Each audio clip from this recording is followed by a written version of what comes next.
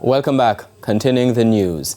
In this evening's health report, Shamela Pullen looks at the effects of the sun on the skin. When sunlight hits your skin, it damages healthy cells.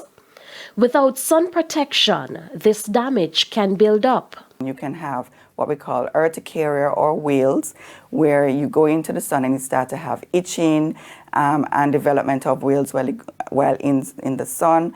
You can have issues of sunburns. You can also have issues of worsening of your other skin conditions because of the sweat, mainly your acne, your liver spots or the pityriasis versicolor, your eczema. A lot of patients right now, their eczema is flaring because it is quite hot.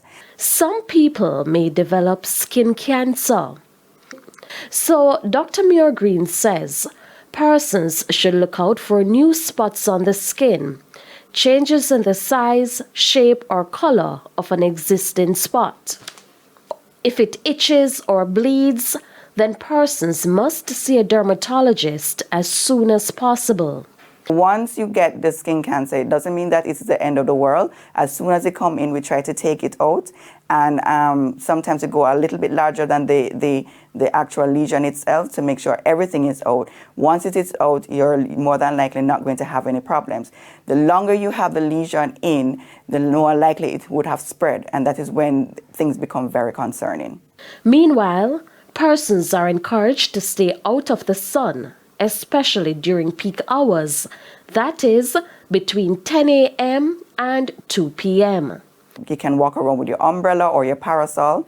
You can also have your wear your sunscreen, reapply every 2 hours if you're going to be in the sun all day, and ensure that you have sunscreen that is UVA and UVB protective. Also, you can wear sun protective clothing. This is especially necessary for our patients who are albinos because they do not have any protection from the melanin because they lack melanin in their skin. With your health report, I'm Shamela Pullen wishing you good health.